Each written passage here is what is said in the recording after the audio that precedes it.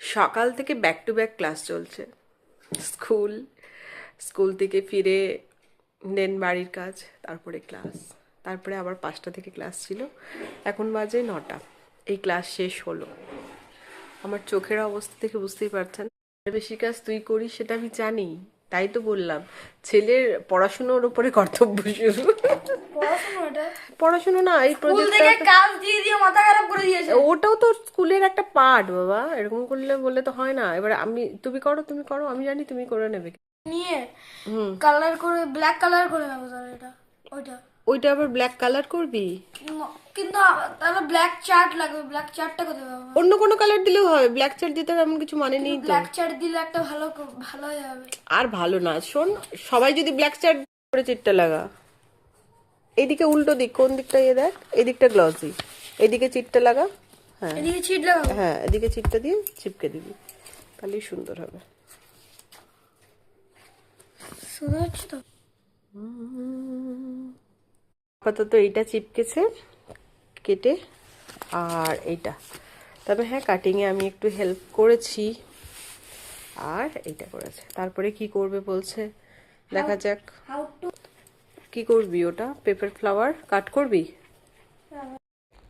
ঠিক করে আস্তে আস্তে কর, সাবধানে কর।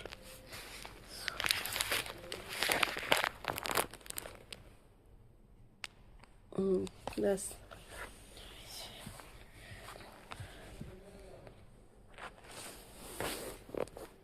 কি ফ্লাওয়ারটা? ঠিক আছে, মিডিলটা বুলিয়ে নে।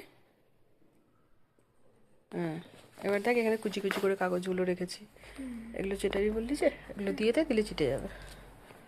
আস্তে করে, সাবধানে।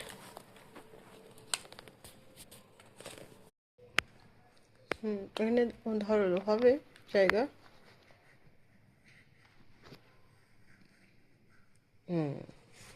ব্যাস। থ্যাংক ইউ কার্ডবোর্ড দিয়ে বোঝা যাচ্ছে। হ্যাঁ বোঝা যাচ্ছে।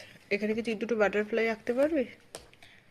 চিপকা না লিখলে ভালো লাগে না, মিডলি করে, হ্যাঁ মেপে নাও হাতে করে দিয়ে লেখো।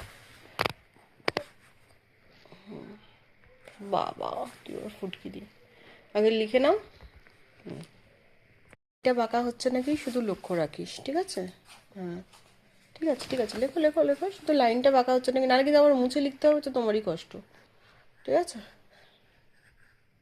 দেখি ফাইনালটা একটু দেখি। ব্যাস, কাটা সোজা কর, ঘোরা আমার দিকে। হ্যাঁ ঠিক আছে। ভেতরটা ভেতরটা লিখেছো তাই তো, ভেরি গুড।